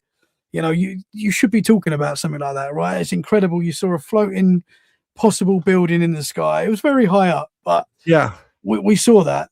We never talked about it. I don't remember if we talked about it that night or if we talked about it any time after. I can't remember. But when I started Let's Get Freaky podcast, I kind of wrote all the weird things that I'd seen and experienced down so that I can talk about it on shows and stuff. And this memory didn't come back to me. It's really weird. Really? Like, 'cause it was an incredible thing to see, and I didn't even think about it. And I was on our friend Kat Ward. I was on her show. Dominatrix, yes. Yes. Dominatrix. It's the first time. Cat, sorry. We love you, Kat. It's the first time I'd ever been on a podcast talking about my experiences. Right. And we got onto UFOs. So I've got other UFO experiences, but this memory came back to me, and I was like, how the heck have I not remembered this incredible thing that I saw? Something sparked it off. And I was like, I'm going to tell her. I'm going to tell her this experience. There she is. Holy shit. She just came in. Is she there? Yeah. Paranormal Cat. How are we? I'm talking about you, Cat. We were just talking about you and the safe words you asked for each one of us. Tommy's was oil can and mine was ketchup. But you know what's really interesting? I just want to talk about no coincidences before you go, Mark. You started talking about UFOs and what you saw as a young kid in the sky. And Terry Mosby comes in and she does a lot of UFO stuff, you know, CU5s. Then you start talking about Kat Ward. Kat's ears are probably going, they're ringing. And of course, Kat Ward comes in. Hey, Kat, it's great. Yep, there it is. She said her ears were burning. Yep. Kat, we love you, Kat. So keep going. So I've told Kat this experience, right? And I've told her, and after I'm thinking, why have I not remembered that? Because it was incredible. Am I making stuff up in my mind? You know, that's what I started worrying. Am I? Because I don't want to be like just talking nonsense, you know. Right. But my brother, he listened to the podcast and he called me up like the next day or whenever it was, and he was like, "Bro, like listen to the show and all that." And he went, "What did we see that day?" He remembered seeing this thing in the sky, and he would like sort of not. I can't say we forgot about it, because how can you forget about it? But this memory was in the back of our mind, and I was just so happy that he remembered it, and I wasn't just remembering some crazy dream or something. You know, he remembered this as well. So what it was, I don't know. but it wasn't a plane. It wasn't, it wasn't. I don't know. It was just a very strange object in the sky that I've never really seen before. I've never seen before or after. I've never seen anything Since. really close to it since. Yeah. I mean, because I don't think Dubai has a space program. No, well, they might. But apparently they're selling Dubai chocolate everywhere, and that's all my daughter asked. Yeah, For. yeah, Dubai it's chocolate. expensive, man. It's expensive and it tastes like Dubai shit, but that's a totally different thing. Sorry, folks. I don't. Yeah, go ahead, Mark. Sorry. Yeah, I did find the author and book title. Yes. The author is Lucy Pringle. Now you're making me hungry. Like like the potato chip, but Right. Tommy would call them crisps.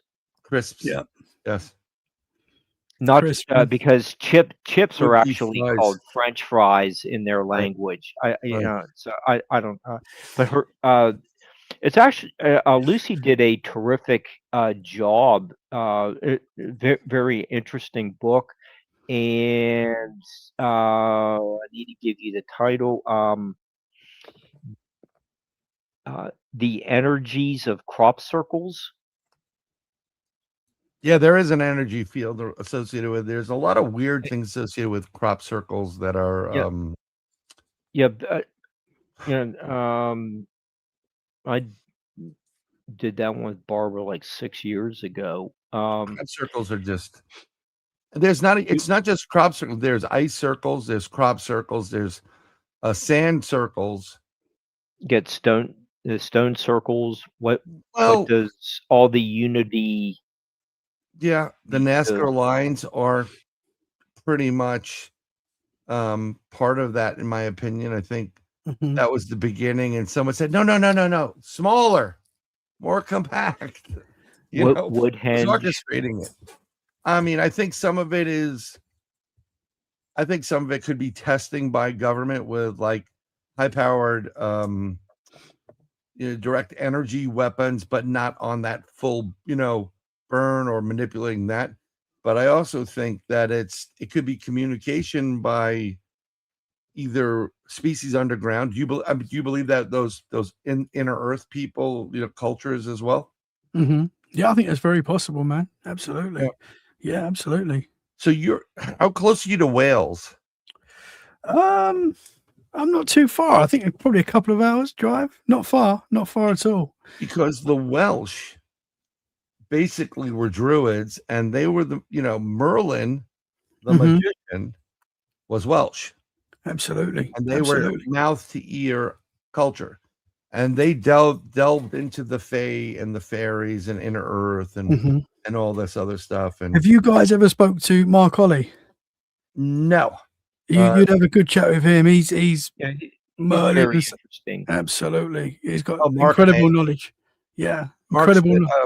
He does Nightlight with Barbara.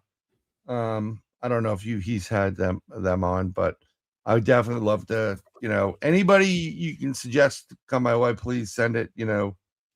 when you're not out doing whatever you're doing up until 4 o'clock in the morning UK time. No. Isn't it interesting that you have a fear of the dark, and yet you work the dark late hours? That's very true. That is very true, actually. Yeah. But maybe that's why I don't like sleeping. So I sleep during the day pretty much. Yeah. Well, now we know Tommy's part vampire. I'm a vampire. Yeah, I'm a ginger vampire. Because Tommy shows pictures of the family, and everybody in that family is just, his daughter is off the chart good looking, mom's good looking, and Tommy needs to be more on the ball during the light hours. Yeah. Instead, when his daughter is sleeping, because he's gonna have a row of people lining up at his house. He's like, oh no. Boy, no. Go. I know, man. I sleep with her at school. That's when I sleep. Go. So hopefully her uncles will take care. Yeah. So was there anybody on your show? Well, is there anybody that you haven't had on your show that you really want to, but you kind of can't get to? Oh, that is a good question. There's loads. There is. Like who's okay? Give me your Give me your top 2, because we can be here all night. I'd love to have. I would love to have Wes Germer on from Sasquatch Chronicles.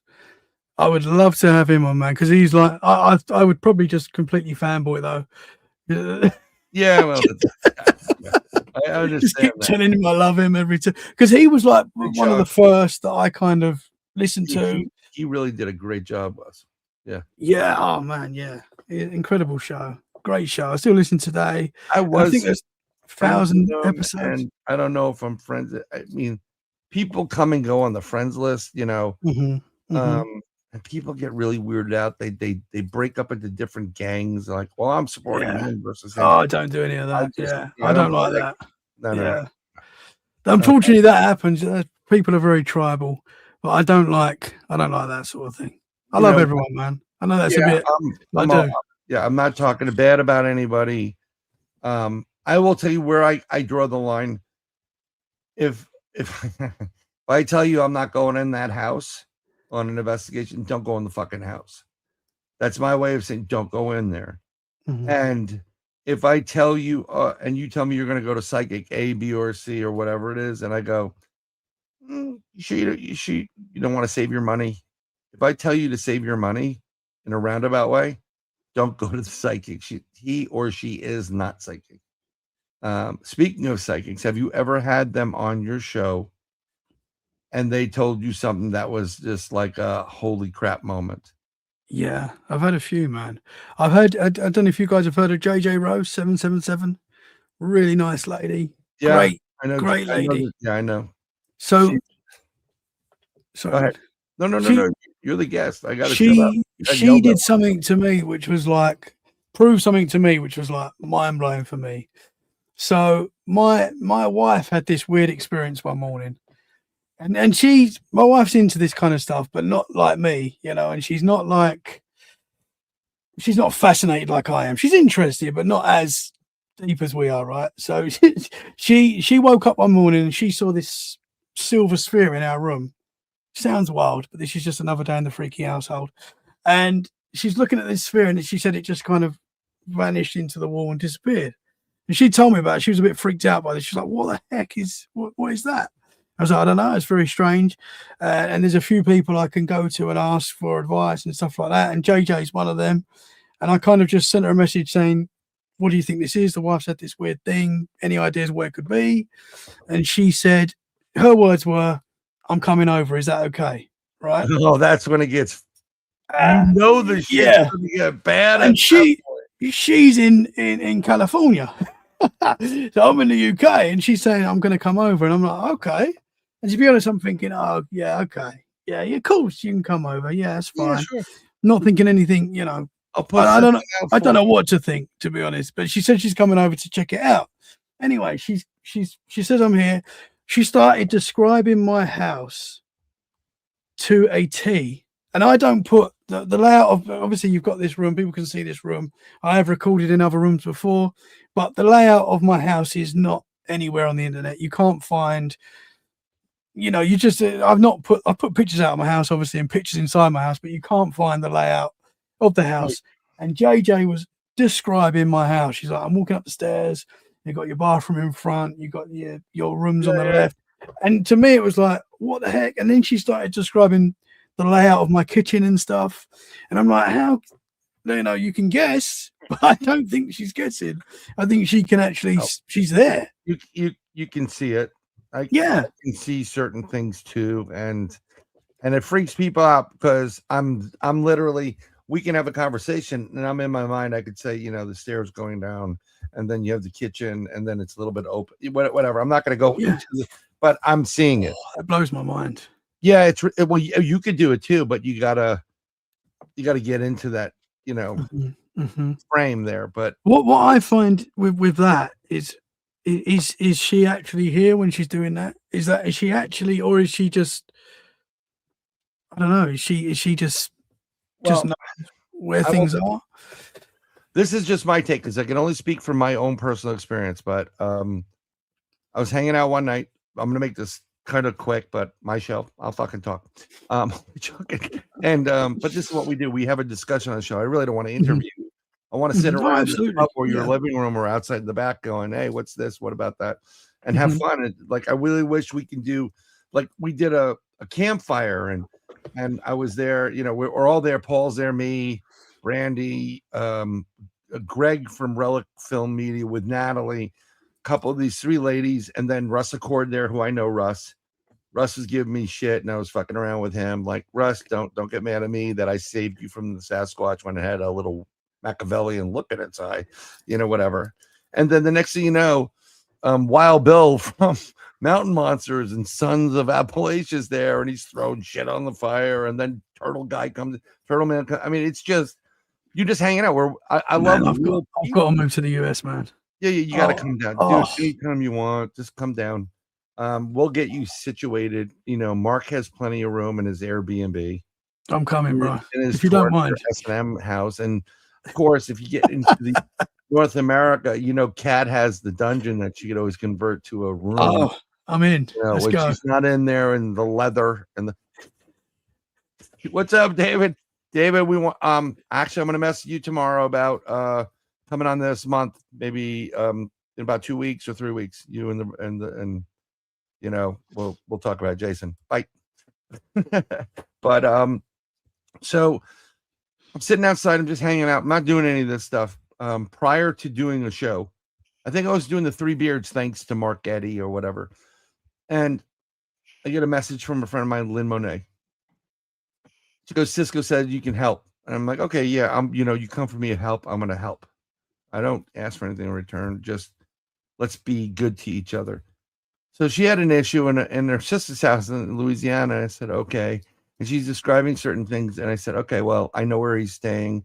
And I said, this is what you have to do. And I said, okay, so you stay in the kitchen and then there's a little alcove prior to getting near the staircase. And she's like, yeah.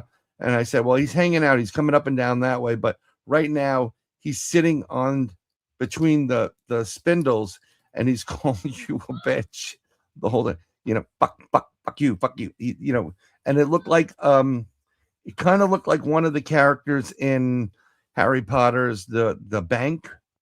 So it looked like a troll, but it whoa. And I said, well, if you can get him out, you know, I said, what you want to do is try this. Go upstairs, and when you get to the top of the stairs, and the room that's there on the right, there's nothing left in it. It's just the bed and like a little nightstand. Put the cookies on there, and she goes, how the fuck did you do that? And she's like, you just described this entire house and you've never been here. I said, because I can see it. I'm there. Wow. And I'm interacting. And his name is Bob. But Bob's he's looking at me like, get the fuck out of here. This is and I'm like, no, Bob, I'm still doing what I'm doing. Michelle Psychic Medium can probably do stuff like that too. But it's really weird when you start describing people like, you know, Al. Mm-hmm. Al's wife was having night terrors. I may have told this on your show. And I said, I always ask permission. Can I remote view your thing? I called it remote viewing, but the psychic for our group goes, you're sagging like us. And I'm like, well, fuck it, I am, you know, in many ways. So I start and I'm looking through the house. I say, I found out through the time, like when I do a remote view for somebody and there's a problem, where I land and what I'm looking at is the problem area. So what I used to do is go there and go, okay, I want to go over here and whatever. And okay, let me start fresh again. Boom, I get to the same place. I'm looking at Tommy. I'm like, oh, no, I don't want to be. This is where the problem is between Tommy and myself, right here. So it took me a while to figure it out. But so I said, you should sage the room, put a little oil. You have an alcove and whatever. It's coming from there. And on my phone, I drew on like a document, like I drew the outline and I circled this area right here is where the problem is. And Alice, like, I'd never been to his house, never seen his house, didn't look up his house. He goes, how the fuck did you just do that? I said, what? He goes, you drew my bedroom, but in reverse. So sometimes they see things as if I'm looking at it in reverse. Mm-hmm. So interesting, man. Yeah, it's really interesting. It could be a mirror effect, like you know how mirrors are windows to the other realms or portals, and Mhm. sometimes they're not that good. By the way, let's go with the Let's Get Freaky podcast up there. Thank you, Psychic Michelle Media, Michelle. So I think sometimes when you see it, you're actually coming in through portals or gateways of reflections, like a mirror, and you're seeing it from that. That's why some of the things are inverted, like a mirror would be inverted. Mhm. But yeah, it is, Interesting, man. so when JJ is there in your house going, how the hell are you doing this? It's What's going wild. on, Jason? It's wild. And you did the same with Paranormal Paul, right? You had an incredible, because he shared it when he come on Let's Get Freaky, when you kind of showed him around. Yeah, I did some stuff. I don't remember exactly what it is. What's going on, Jason Scott? By the way, Paranormal 411, the guys are here. Go sub to them. These guys are great. You should get those guys on your show, and vice versa. Yeah, I'd love to, man. Get those guys to the UK, your UK audience. Although you're, half of the UK sleeping right now, like you. And Michelle goes, it's so cool, isn't it? And like, it's always cool. I can't explain how I do what I do. I don't even explain it anymore. It's just what it is. The coolest thing I've ever seen is we're on investigation, and our psychic is in Arkansas, and she's like a sister. I've never met her. Loved this woman to death. She's just great. She's my Yoda, and we're doing an investigation. And of course, the client is skeptical. Oh, they think she's going to scam us or whatever, and she doesn't think our psychic is psychic. So Cindy, we're on the phone, speakerphone. Cindy's talking, and she starts reading hydroxyzine, PAM, 225 mg cap EQ. And the woman goes, "What are you doing? What are you saying?" And she goes, "Look behind you," and open the cabinet. So it's like above the sink where almost everybody puts their crap. You open the cabinet, and there's a pill bottle there. She's reading the prescription to this woman, and after that, the woman goes, "She's the real deal." Wow. And I'm sitting there going, "How did you do that?" I said, "The hell did you do that?" Wow, man. It was really, really cool. It sounds wild to people that haven't experienced this kind of stuff, but Yeah, once you experience it, it's incredible, man. Yeah. I don't question anymore. I just hope that I just get the answer and I can help people out when I need to help them out, type of thing. I don't want to take you too much more of your time. Mark, any questions for Tommy the elusive? He's more elusive than Bigfoot. I've got all night, man. We got to get you over here. I'm coming. Oh, you won't get rid of me though when I come. The British are coming. I'm going to stay. You should. Yeah, you should. Most English people do. They just stay. Yeah, I think we ought to just have Tommy come back and have more questions. I would love to. 2 hours. I would love to get Tommy on with David. Yes. These guys do something on Fridays, I think it is, right? Yeah, I Alienate UK. I try and get on as much as possible. I've had to work the last few Fridays, but the whole crew are absolutely fantastic. David's amazing. Down the Rabbit Hole. They're all so cool. It's so good, man. Down the Rabbit Hole is really, really good. Go check Down the Rabbit Hole out. Go sign up for Let's Get Freaky. And no, it's not a porn site. It's actually a paranormal site. Paranormal. Different type of PP. Okay. Well, I know I'd love to, I think when I did an interview with you. I mean, if you ask me, great. I'm going to get you there, but I'm going to go like this way. And that's perfect. That's great for podcasting, man. Yeah. It's just, people used to ask, like, can you do 30, 40 minutes? I'm like, are you fucking kidding me? You better have 4 hours of tape ready for me. If this was tape, you'd be screwed. I've got to change the wheels. Hold on. I just don't shut up because there's not many people we can have these conversations with. And and it's That's really the thing. You with this kind of thing, you put out your vibe, you find your people, your tribe, yeah. and there's quite a few of us out there. But it's great, man. Yeah, it's pretty interesting. I got a couple of good stories too. So if you want them and you want me on again, I'd love it. Absolutely, But I'd 100%. love to see. I think we should do something with, like, I hate when they call it the pond in between us. Oh, the pond, or across the pond. Oh, it's so cute. Fuck you. I think we should get together, like the English and the Americans, and just have a round table. Absolutely, You know, yeah.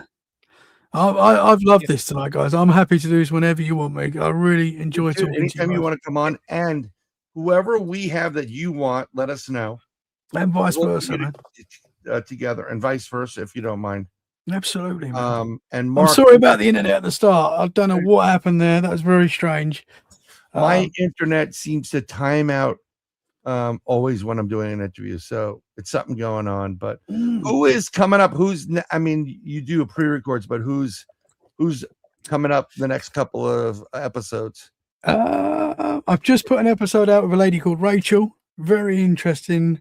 First time she's done a podcast, I believe, and she's had some pretty incredible experiences. She had a what should have been a fatal car crash, but she kind of had some sort of intervention, possibly alien intervention. You know, when you look at all the things she experienced and you put it together, it seems like she's possibly having some sort of or did have some sort of abduction experiences. great. So it's quite interesting. And then what else is coming up? I'm not quite sure, man. You know, I should know. I should. You have Dennis Stone coming up. Yes, absolutely. Very soon. Yes, It's a absolutely, man. Mark guest, and Dennis is going to come back on our show. But you know what it is when you do a pre-record, you record them and put them in the bank. Record, put them in the bank. Record, put them in the bank. When you have a live show, and it's no disrespect to anybody, you have to remember, I'm trying to book months in advance because I want to know who the hell's coming on, and if no one comes on, I want to get enough notice to get somebody else to come on. So Absolutely. Live, I got massive respect for you guys that do live. Michelle, psychic medium, Brandenburg. I'd be honored to have you on my show, Tommy. I would be honored to come on. Yeah, Thank I'll you. connect you guys if you're not connected already. Thank you very much. Yeah. And Michelle's a Here we great go. too. Yes. And Jaquetta said, I've learned that when a Brit wants a rubber, it's actually on the end of most pencils. Yes. If they ask you for a Durex, and you're like, what the hell is that?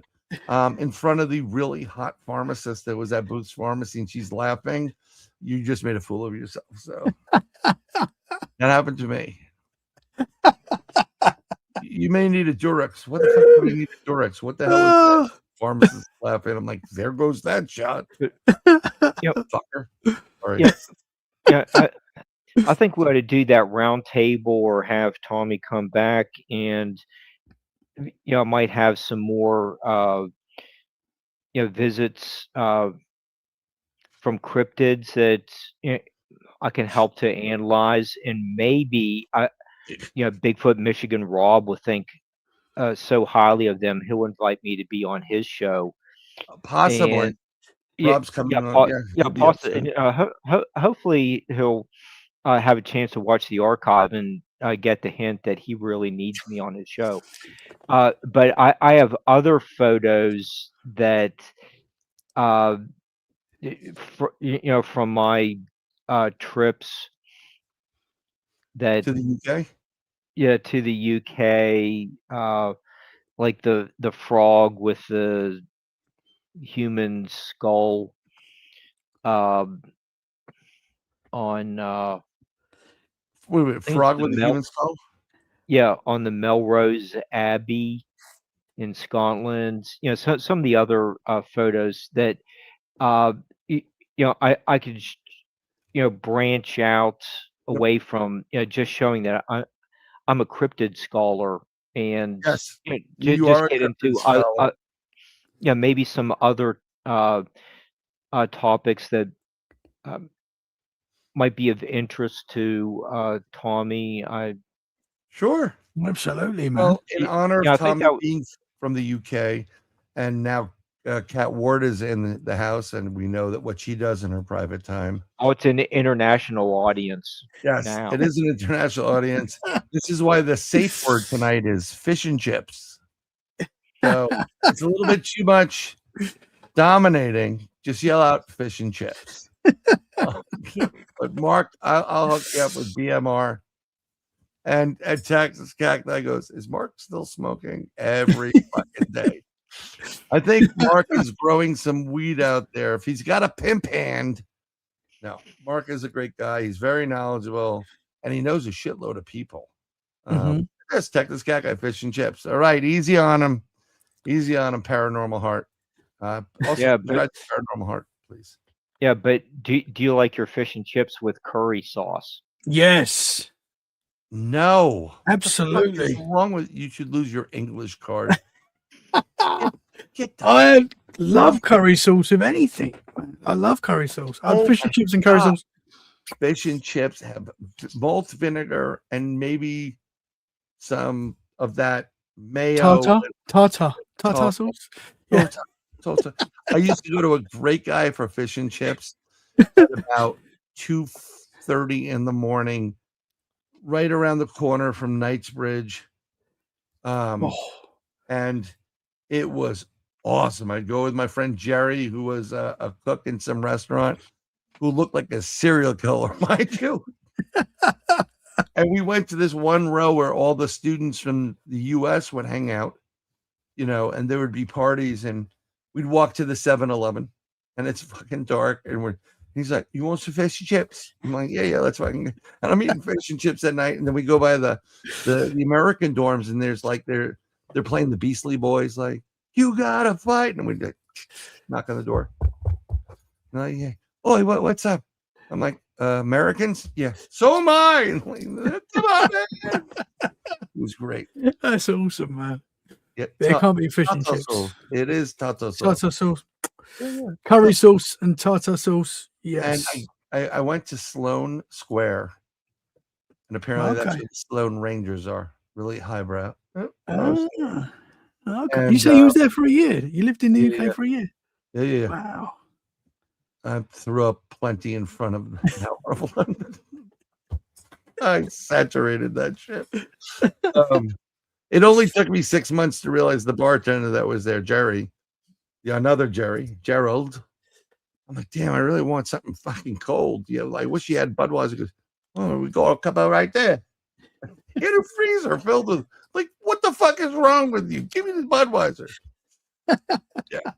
So, don't get me wrong, pints are great. I don't know, Mark, if you were drinking when you were over there, but one of my friends taught me the lesson that little bubble at the lip on the top, if you flick it just right, it goes cracks down the middle and goes bing.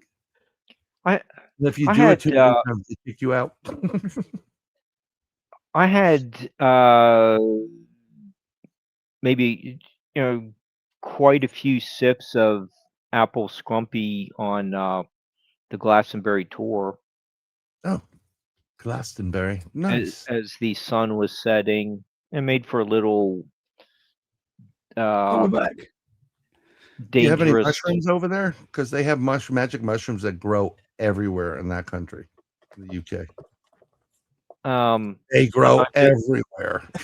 No, it's just like no, I didn't get into the mushrooms were more in Morgantown. Oh, okay. But the apple scrumpy was on the tour. Just like the Who song 515. That was the first time I had it. About Pete I enjoyed it with somebody, and it wasn't because he's just a great musician. It was more of a very bad side of Pete Townsend that leaned towards what Gary Glitter was doing. We'll just leave it at that. Oh, yeah. Just a girl. It has a lot more meaning than you think. Follow Tommy. Let's Get Freaky is on all podcast catchers. He's on Instagram as I like to call it. He's on YouTube. He's probably on the English censor list. Oh, So, definitely. yeah, definitely. No, he's not that bad, but I know my ass ain't getting back to the UK. So when you come over, all white bull terrier puppy. Thank you very much. Yeah, okay, no problem. Yeah, that's what I I'll sort want. that out for you, sir. But Mark, thank you very much for being here and setting everything up. Tommy, thank you for being here and setting everything up. Thank you, have man. Boone Fuggin coming on next Wednesday, Boone, and we're going to be talking Otis, the band Otis, and music, and how music, the medicinal and mystical powers of music and vibration. So yeah, we don't always do just paranormal stuff here. No, but that's awesome, man. love you to death. My best to the Love family. you, brother. Always, right there. Boom. Thank you My so heart, much for having me, guys. You can do the hearts. Love everybody in there. And this is why I actually wrote this coming back from Gettysburg one time a couple years back. But I'm going to let you go because I got to go walk my dog. So I'm not going to be able to chat afterwards. But let's talk about seriously doing some collab. And Absolutely, you man. know what? All the other people, Andy in the UK, that, oh, I've got to work. Fuck it. Be up at 4 a.m. with all of us. Absolutely. Yeah. One night. You only live once, man. You only live once. Do it on a Friday. So then it would be a Saturday. So he won't be too bad. But I'm not going to script Andy. I love him to death. And we'll get him on the show too. But Absolutely, man. If it wasn't for all you guys out there, I wouldn't be doing this. I really actually thought this weekend I was talking about like just giving up. I love the paranormal, but we're so close to $1,000. So 1,000 people. So we can get monetized, and then I could probably lose it by saying something politically incorrect. That's how it works. That's how it rolls, folks. But seriously, Let's Get Freaky is a cool, great show. Thank you very much. Good night, everybody. Be safe. And like Mark Eddy says, avoid the clap. Whatever. Bye.